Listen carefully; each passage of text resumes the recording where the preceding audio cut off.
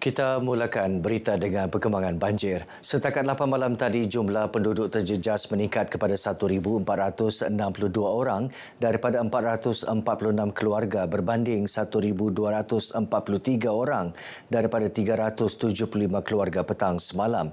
Kesemua penduduk berlindung di 6 pusat pembinaan sementara PPS. Berdasarkan infografik Sekretariat Jawatankuasa Pengurusan Bencana Negeri, di Suk 666 penduduk daripada 202 keluarga ditempatkan di PPS Dewan Dato' Elron Angin. 257 orang lagi di PPS Dewan Masyarakat Suk dan di PPS Dewan SK Pekan Keningau 2, 207 penduduk.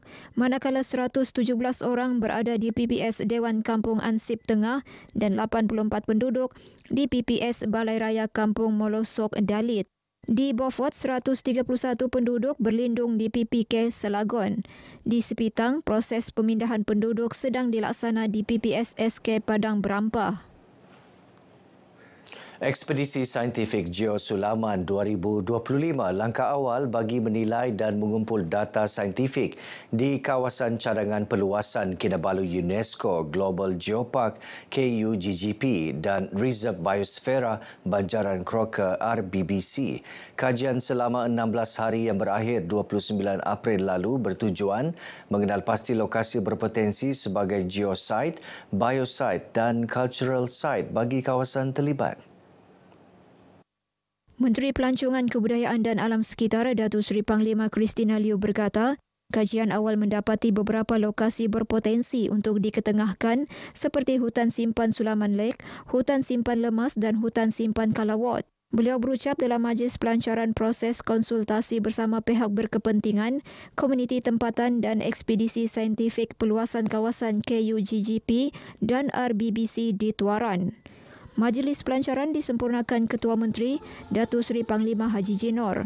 Setiap geopark atau reserve biosfera yang diiktiraf UNESCO mesti menyatukan 3 teras utama iaitu pemeliharaan khazanah alam semula jadi dan budaya, pembangunan lestari ekonomi masyarakat dan pendidikan serta kesedaran awam.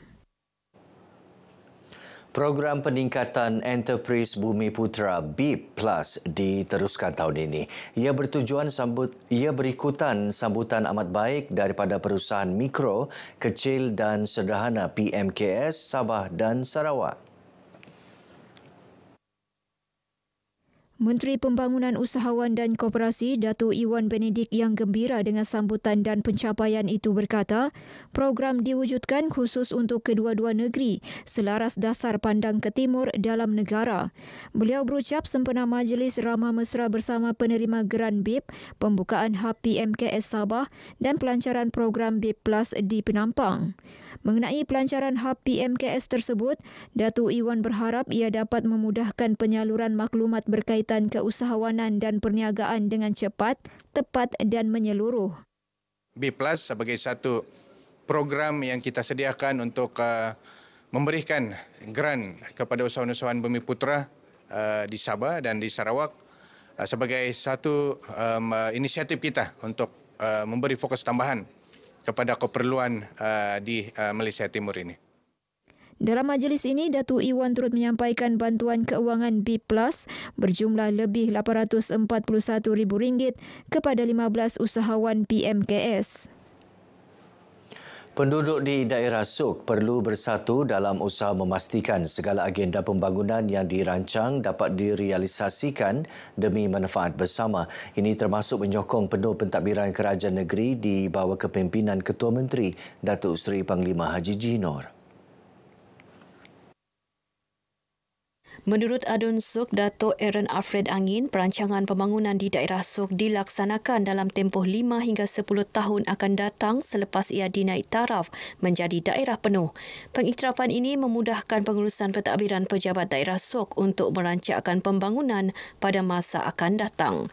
Kita perlu bersatu, rakyat di sini perlu bersatu dan menyokong pentadbiran sekarang dan kerajaan sekarang supaya apapun yang kita telah rancangkan ketika ini, kita dapat laksanakan dalam 5 tahun, 10 tahun akan datang. Beliau yang juga Menteri Belia dan Sukan menyatakan demikian kepada pemberita selepas merasmikan Pesta Keamatan Mukim Ansip Tengah di Kampung Biah Suk. Sektor pelancongan antara tiga sektor utama pemacu Pelan Pembangunan Sabah Maju Jaya SMJ selepas pertanian dan perindustrian. Sektor berkenaan yang terjejas teruk ketika pandemik COVID-19 kini berkembang pesat termasuk pelancongan komuniti. Magdalena Depol ada perinciannya.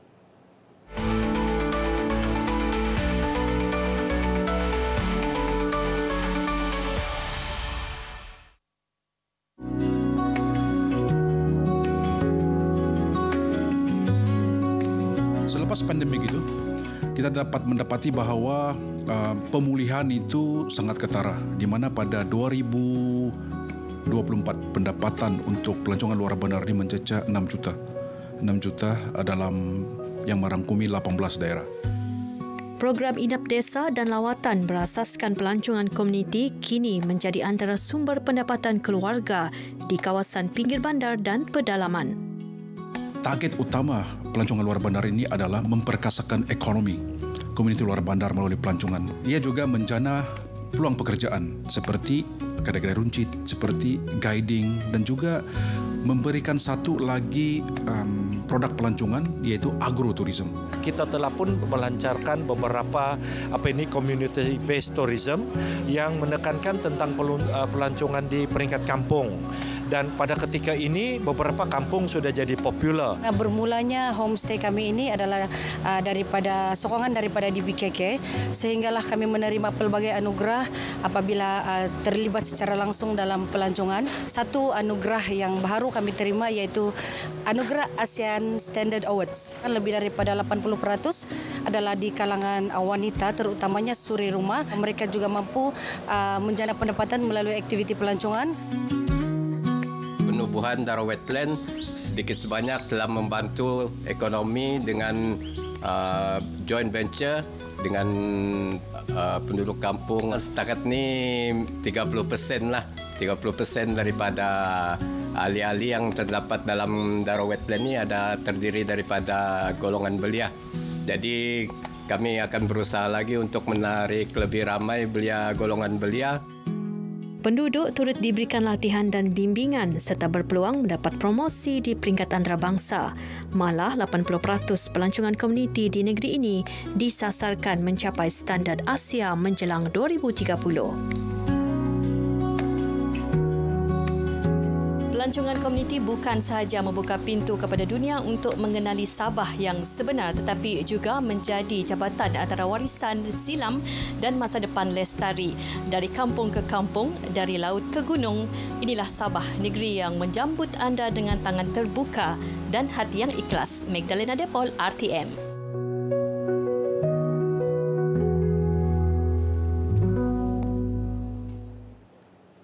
Lebih 50,000 pengunjung dijangka memeriahkan sambutan Hari Terbuka Tentera Laut Diraja Malaysia TLDM yang berlangsung di Pangkalan TLDM Kota Kinabalu.